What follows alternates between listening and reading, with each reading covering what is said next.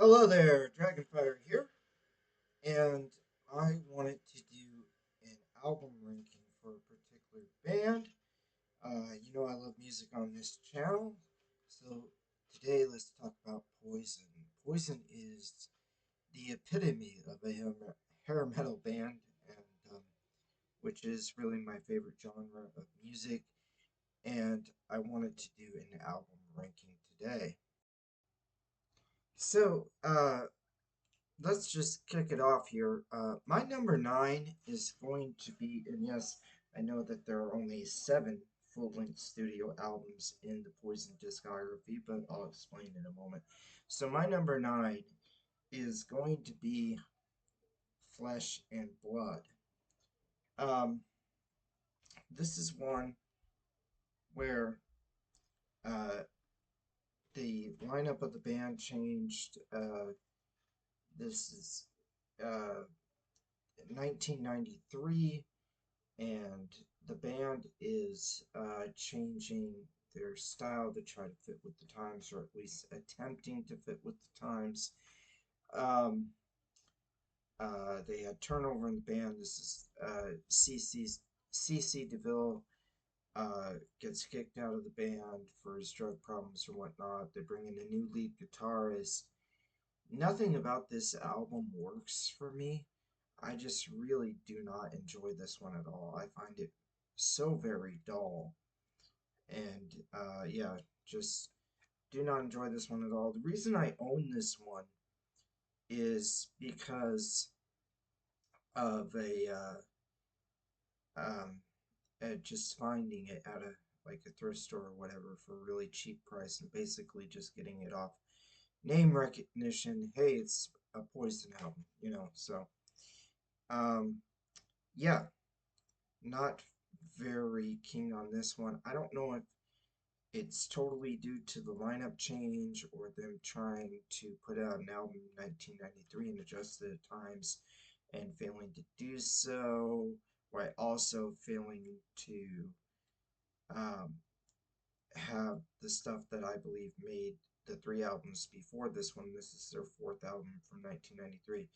I feel like they failed to capture the magic of the three albums before this one, but they also failed to make something that would have fit in anywhere else. They just found like um they just yeah they just failed. That's the way I can describe this album. Uh, I don't enjoy this one at all. Find it quite boring.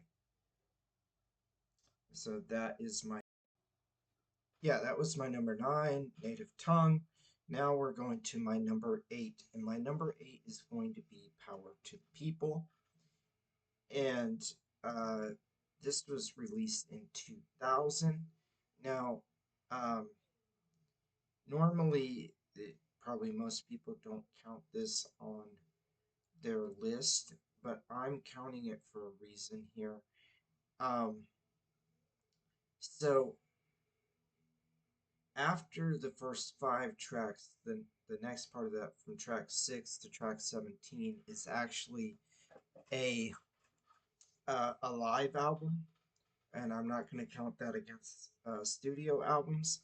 But what I'm basically doing here is I'm counting the first five tracks.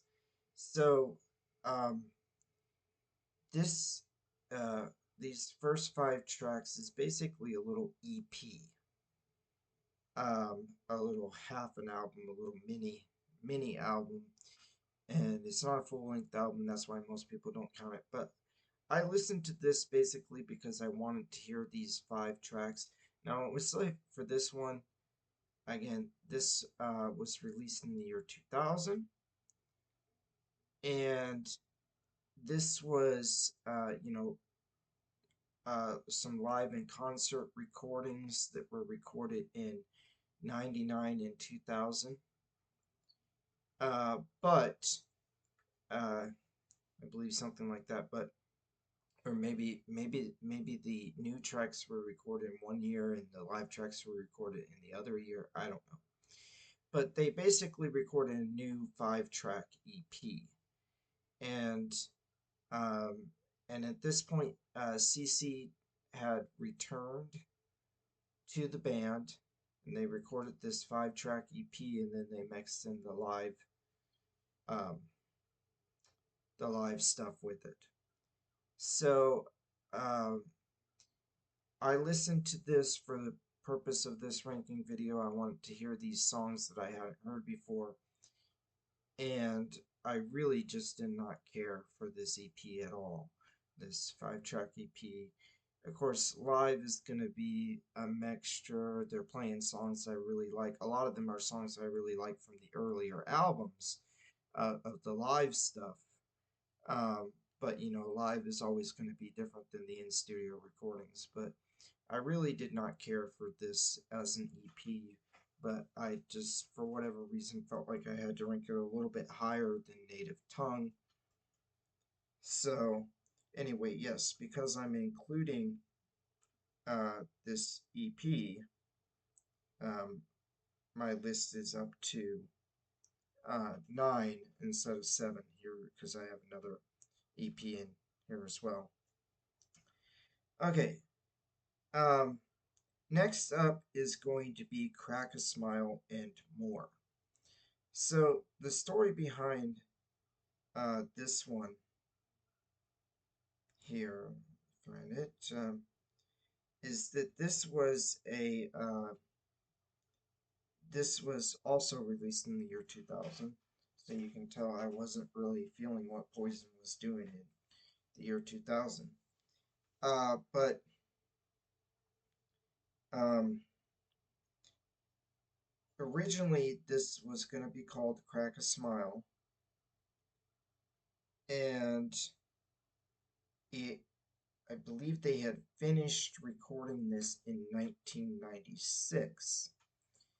Um, so it would have been, you know, the next album to be released um, after the um, it would have been released next after Native Tongue, and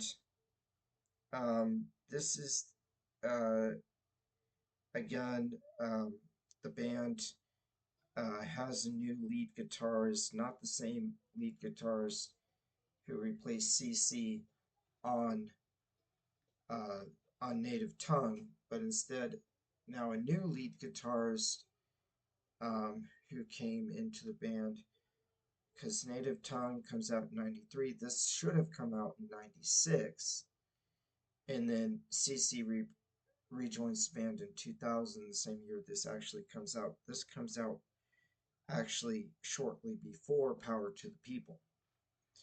Um, but this is the only album, I believe, the only album which they have this particular lead guitarist. His name is Blue Scarzino or something like that, um, who replaced Richie Kazan, who played on Native Tongue.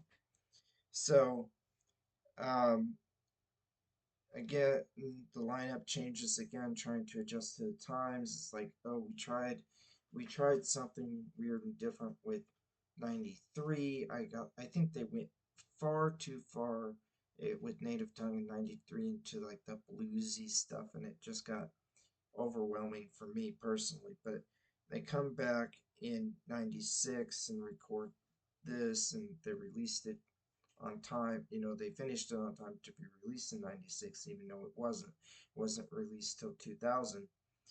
Um, but anyway, it was originally going to be called Crack a Smile. The record label, when they finally did release it, the reason it's called Crack a Smile and More is because the record label added a few tracks to what was the original album. So, um, again, this one just is not doing well for me. Like, I just think they're trying to adjust to the times. Maybe, you know, they've seen how the music industry has changed in the 90s compared to how it was in the 80s. And they're not they're not giving I don't think they were gaining any new fans in the 90s because people, even if they were trying to sound more like other bands that were popular at the time. Um, they they didn't sound like bands that were popular at the times, and they were alienating their fans who still loved their 80s stuff, um, by changing it up.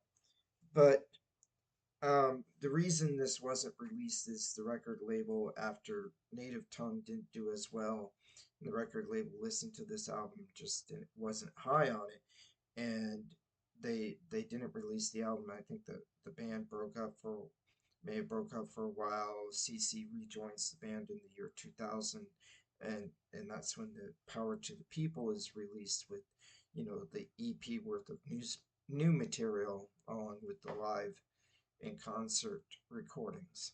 But um, but yeah, so the record label just basically thought that Poison was dead at this point.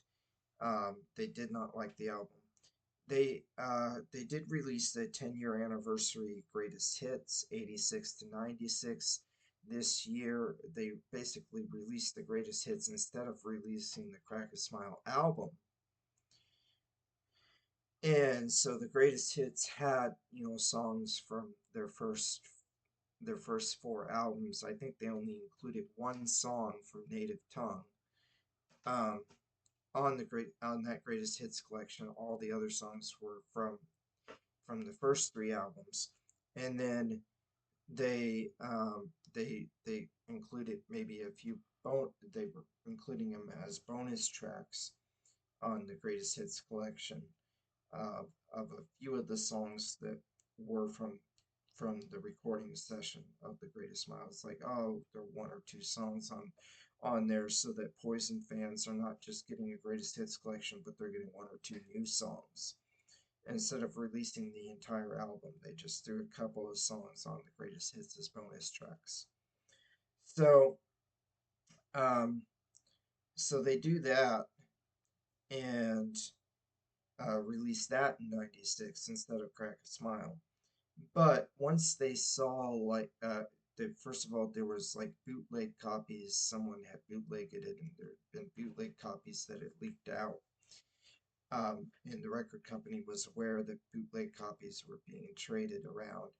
Um, and so they went ahead and released the album in the year 2000. They figured if anybody's going to make money off of it, it should be us, right? And they uh, so they released the album as Crack a Smile and More, adding a few bonus tracks. So they took the original album as the band had planned to release it, and they added a few more tracks to it, a few bonus tracks. So it was released as Crack a Smile and More.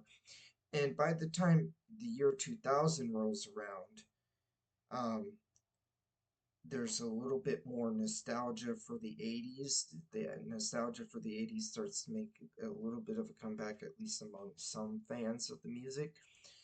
In the 90s, once you get about, the 90s really starts to find its identity in 91. By 92, it's no longer cool to like 80s stuff anymore. 80s stuff is so passe, it's so yesterday, it's not cool anymore. But by the year 2000, there starts to be a little bit more of a sentiment of like, the 80s weren't that bad. They were kind of cool, and more as the decade rolls along, the 80s become cool again. It becomes retro. It becomes, um, old school, cool, classic, vintage, so it becomes cool like the 80s again as the years go on. But it wasn't cool to like the 80s in the 90s. So kind of like, hair metal really took the brunt of that not cool to like the 80s and the 90s thing. Just kind of like how it happened, with the transition from the 70s to the 80s. It happened with disco. Disco was the 70s thing that wasn't cool to like in the 80s. And hair metal became the 80s thing that it wasn't cool to like in the 90s. Um, but anyway, so yeah, that's my next one here. And yeah, they decided, all right, let's release Crack a Smile and more and see, if there's still some interest in the band. All right. My my number six is going to be uh Hollyweird from 2002. Uh this is where the band is trying um, to now this is actually closer to the actual, they're recording this and releasing it instead of, material all the way back from 96 being recorded and released. Now they're actually recording a new album, in the 2000s and releasing it here in 2002. And Hollyweird, as the title would suggest, I think, Hollyweird has got Hollywood in the thing. Is like, I think they're trying to play to that nostalgia audience a little bit more, and that makes this one a little bit better. Um, and um, yeah, like they're trying to return to form here, and I think that they do it because I feel like, at least to an extent, that this album is a lot better than the other ones that I've talked about, where they are um, uh,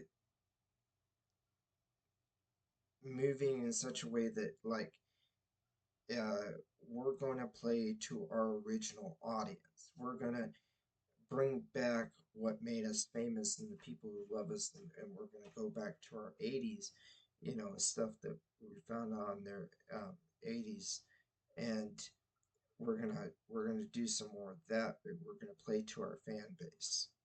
I think is what the idea was, and I think that they were at least somewhat successful in returning to a more sound from their early career with this one. And let's see, my next one is going to be Poisoned. Poisoned. This was their covers album that they released in 2007. I know that a lot of people are really down on covers albums and they hate covers albums. And it's like, oh, why do bands do that? But to me, this um, plays to their strength a little bit more. They're taking these old classic rock songs. Now, one thing that um, is kind of annoying or whatever about this covers album is that some of these covers had already been released by the band. Like, uh, Squeeze Box had already been done by the band on a previous album because, it's not uncommon for bands that there are one or two covers of a classic, of another classic rock band or classic rock band on their album and say, hey, this is a song from the 70s or whatever, and we're gonna put a cover on one of their regular albums, a cover song from a different band. They're gonna cover it there. Um, but the thing about this is that they put all their covers together on one album, so some of these had already been released. Some of them have been included as on other albums, like I said, or they have been included as bonus tracks on the release of their greatest hits. Now this is 2007, so they've already, by this point, they've already released their 20-year anniversary greatest hits. They had a 10-year anniversary greatest hits and a 20-year anniversary greatest hits. Actually, I have both of those. I should maybe get them. Uh, yeah, so like I was saying, that a lot of these songs had already previously been released might be a drawback for some people who collect Poison. Um, to get songs they already have. But this is Poison 10-year anniversary greatest hits collection, and you can see the track listing there, and they had some um, you know songs from each of the first four albums. Like I said, I think there's only one song from the fourth album, but nevertheless, at least the fourth album got one song to make it into the greatest hits collection, and then they have bonus tracks as well of previously unreleased songs and stuff, and covers of other bands and stuff like that. And then here's the 20th anniversary collection of the greatest hits, and um, you can see here for the 20th anniversary. Of course, the 10th anniversary was released in 96 on the 10th anniversary of their debut from 86, and this 20th anniversary one was released in 2006.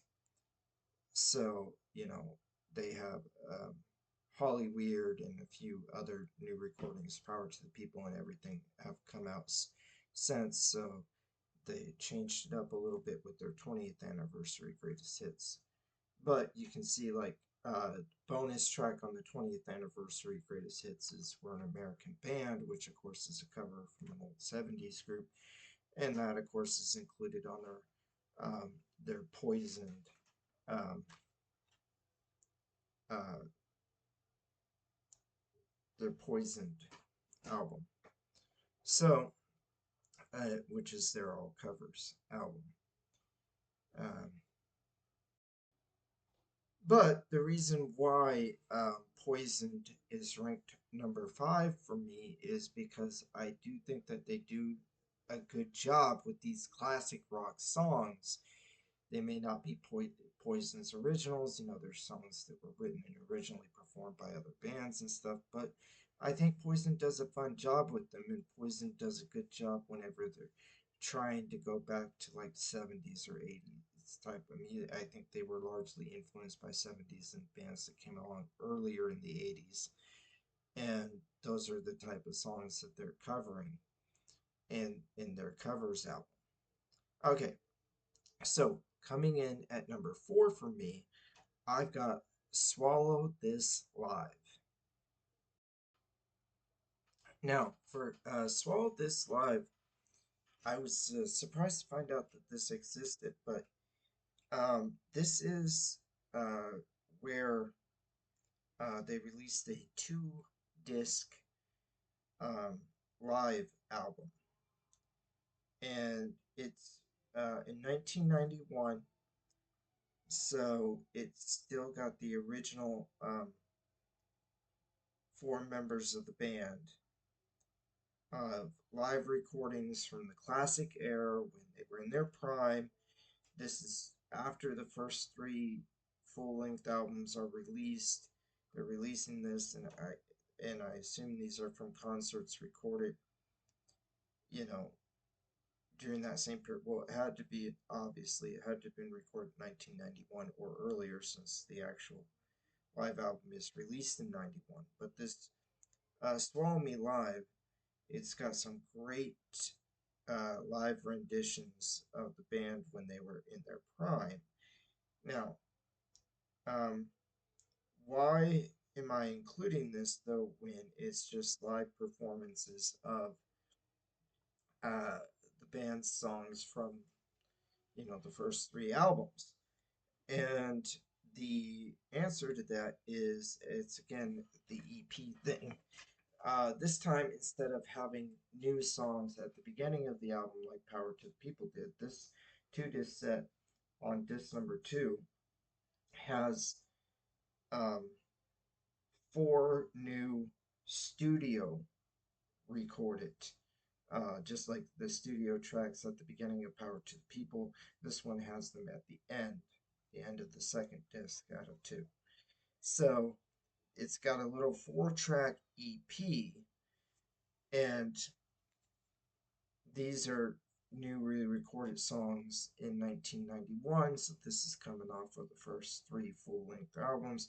This is like a little 4-track EP of extra bonus material, and I think that's why, to me, it sounds closest to the first three albums.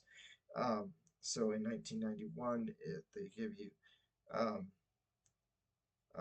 4 tracks that are really worth checking out. If you are a fan of the first three Poison albums, check out these tracks, like this little 4-track EP in 1991, coming out just a year after the third album. The first three albums were 86, 88, and 90. So these 4 songs come out in 91. It's So Tell Me Why, Souls on Fire, Only Time Will Tell, and No More Looking Back. Uh, so these four tracks, to me, it's like, oh, this is the good stuff that they were putting out on the first three albums. So now we're getting down to it here, because yeah, I'm putting the 4 tracks, the little 4-track EP, um for Swallow This Live as my fourth favorite Poison album, or at least albums plus EPs. So yeah, it makes my Mount Rushmore. That's how good that little EP is. It's like finding 4 hidden tracks that could have easily been on the first 4 albums. So that kicks off my Mount Rushmore. I wish I had a physical copy of it, but I don't. But yes, those 4 tracks are worth having. And plus, it's a good live album of material of what Poison sounded like live in their prime.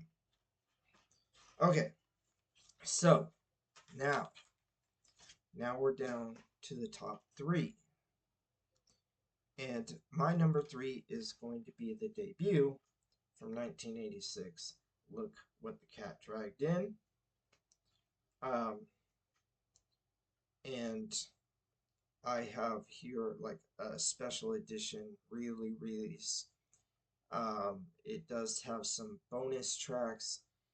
It has the 7-inch single remix version of I Want Action, which is a song on the album, but this is just a remix version of the song. And also I Won't Forget You.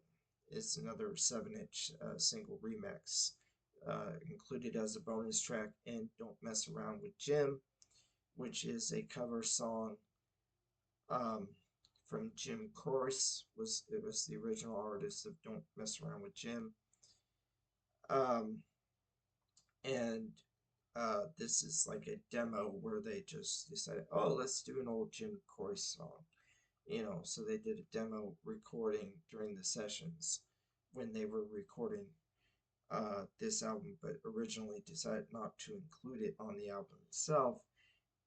Later, Don't Mess Around with Jim would be one of the songs featured on the Poisoned album.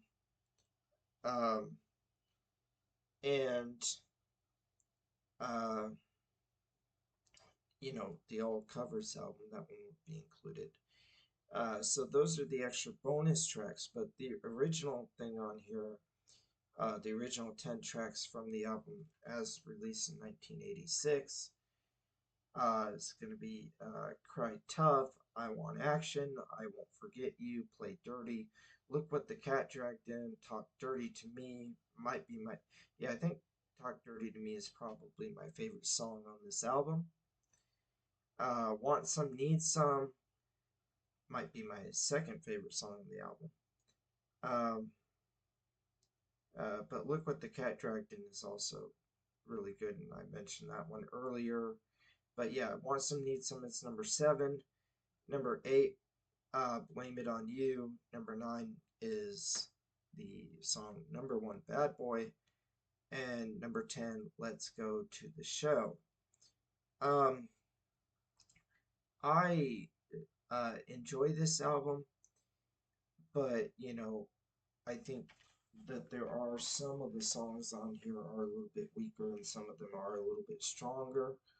I think, first album, some bands give you the best everything right out of the gate. Songs that they've been working on their entire life ever since they've dreamed of being musicians, trying to put together songs that they could someday release if they were ever in a successful band. And so some debuts are great because it's like you feel like you're getting all the best material that the band, uh, these musicians who have dreamed about being famous their entire life are putting out their best foot forward and saying this is the stuff we've been trying to get out. But other bands take a while to find themselves, and while I do love the first three Poison albums, I think that this is the weakest of the first three. So it comes in third place for me, but still Bronze Medal Poison is pretty good. Now, um,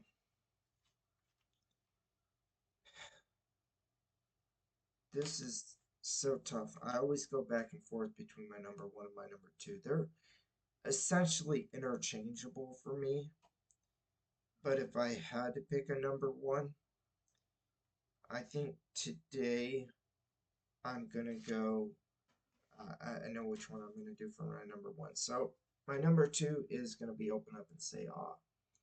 On any given day of the week, this could be my number one. Um, man, but 10 tracks of just killer stuff.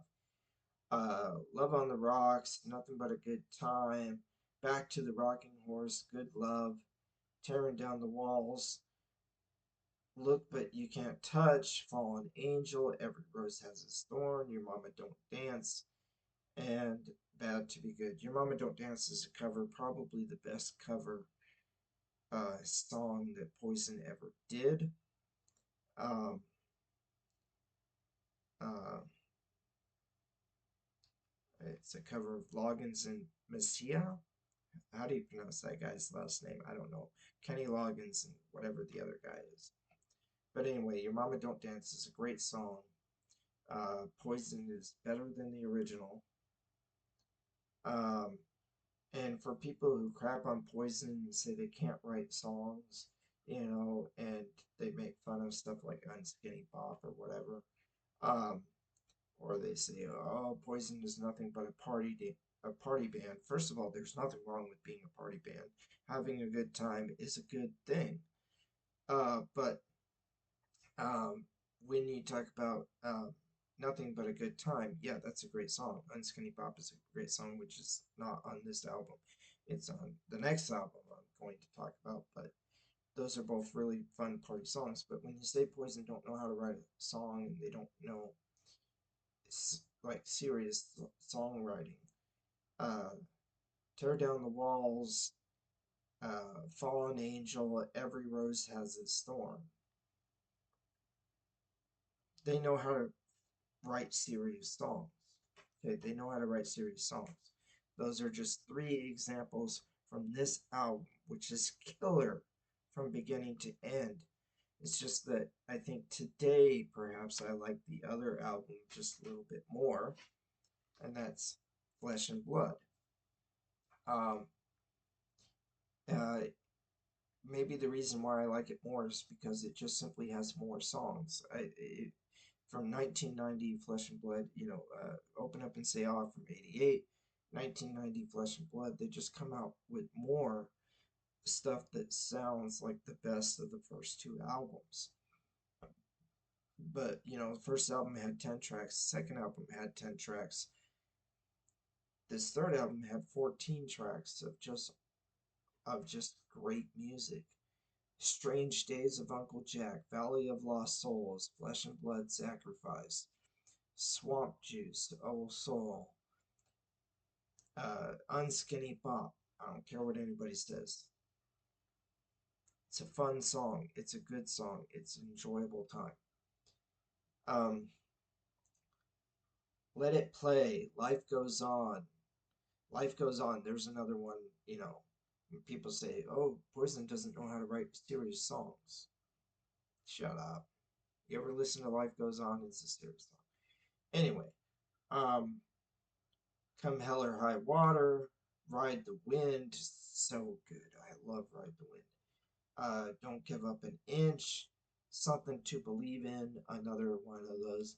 Poison can't write serious songs. So shut up and listen to Something to Believe in. Ball and Chain, uh, Life Loves a Tragedy, and Poor Boy Blues. Um, anyway, fantastic. Again, I wish I had a copy of Swallow This Live, but you can see my gold, silver, and bronze right here for Poison. First three Poison albums is classic. This late 80s, early or mid 80s to early 90s, 86 to 1990. Um, 3 album run. I mean, they had. I do think that there are some weaker tracks on Look What the Cat Dragged In, but they had 2 perfect albums in a row. Like, I'm serious. I I don't think that there's anything wrong at all with either of these 2 albums, as far as I'm concerned. 2 perfect albums in a row. So, yeah, that is my Poison ranking and review. All right. God bless everybody. Dragonfire out.